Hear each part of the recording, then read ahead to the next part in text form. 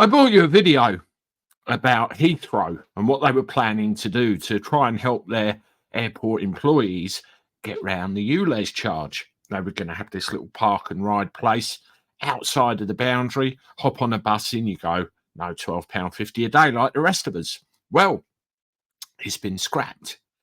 Quite a popular video on the channel over the last day or two, and loads of comments, and I wanted to run through some of them with you now.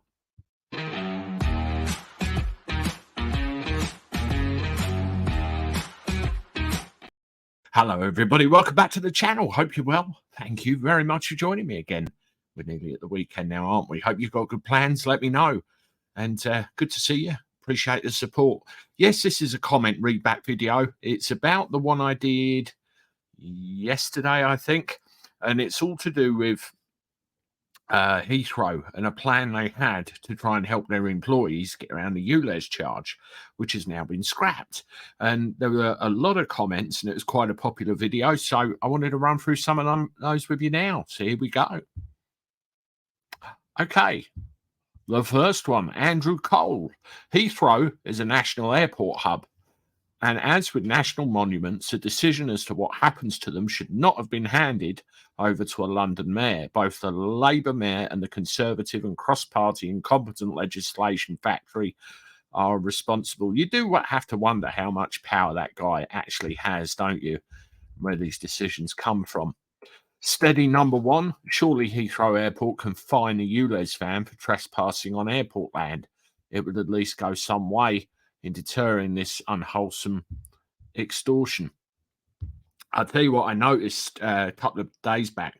The damn thing had moved. I've said before, you go into Terminal 5 and up round, do what you need to do and come out the other side. There's a ULEZ van sat there in like a lay-by type area, and it's moved over near a sign. And I do wonder whether they've been told to move or it was just a decision. But either way, it had shifted.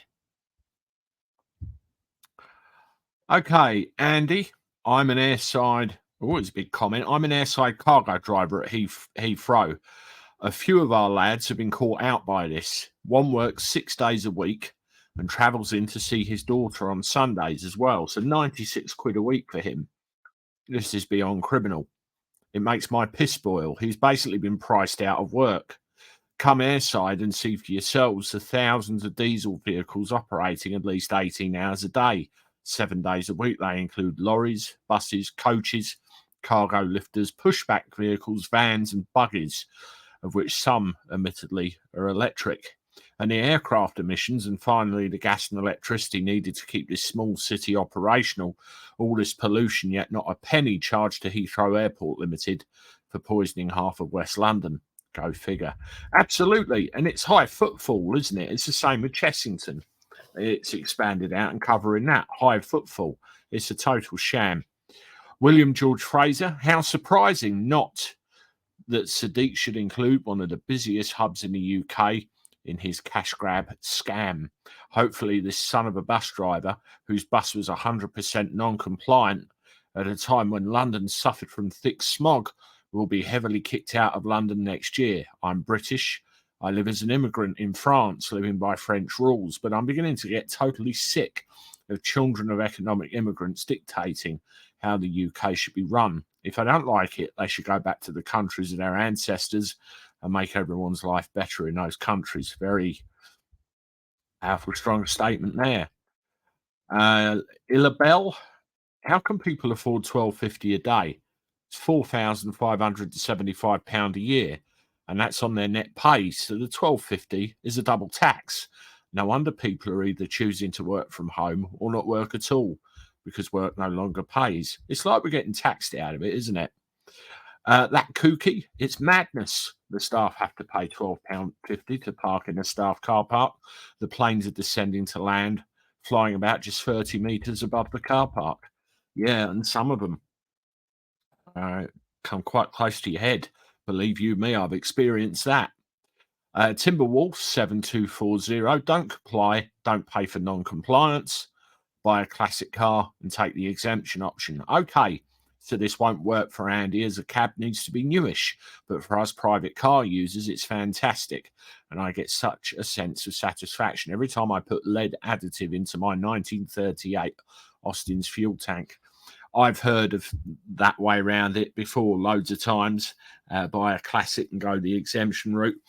I looked at TfL's website and I get discounts, but only on the congestion charge. I don't have to pay that at all.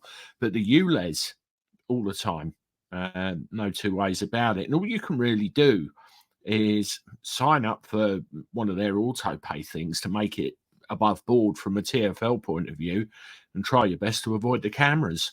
What other way is there apart from outright non-compliance, which is another option, of course. Timberwolf, that is a great comment. In this day and age, all Heathrow staff should go sick for a few days, close the airport, cause a bit of chaos.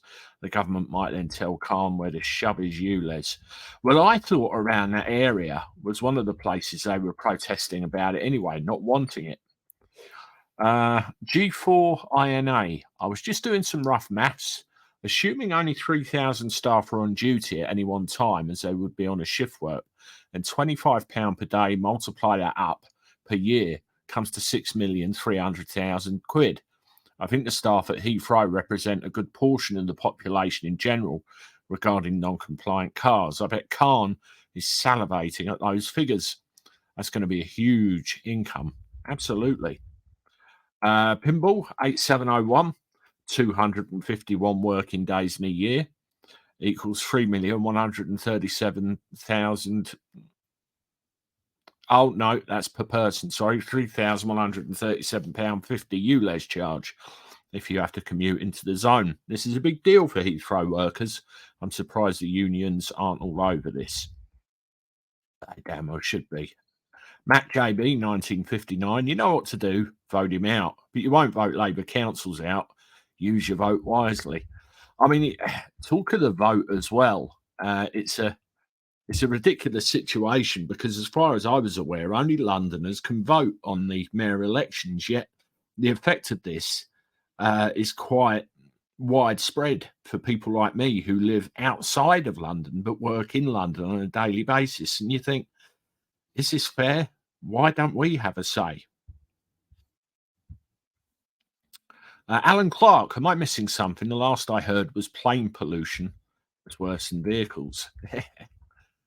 Paul Ingle, well, Khan has certainly made sure that I won't be voting Labour at the next election. Well, Jeremy Corbyn's talking about it, isn't he? Julia Mission, everyone is going to have to remove their registration plates. Everyone, not just the brave. We need to stop this attack on our lives. Parzival, that's close to £20 a day someone would need to earn, taking into account tax, insurance and pension payments. So £5,200 a year disappears just like that to get to work. Yeah, it's awful, isn't it? Stephen Brown, all staff should strike for the week. I know times are hard, having to pay an extra £12.50 a day for the pleasure, on top of tax and duty on wages and fuel, plus road tax is bloody highway robbery. And with that comment, we'll leave that there. But you're all of the same ilk, aren't you? Daylight robbery. How's this fair on the workers? How can we afford this doubling up? Some of you have even taken the trouble to, well, add it up and give us the figures. And it amounts to, well, a cash grab. No two ways about it. Thank you very much again for joining me. Please make sure you subscribe to the channel. Give your like with the thumbs up. Share the content and, of course, leave more comments if you want to. And I'll see you shortly with one more. Toodaloo.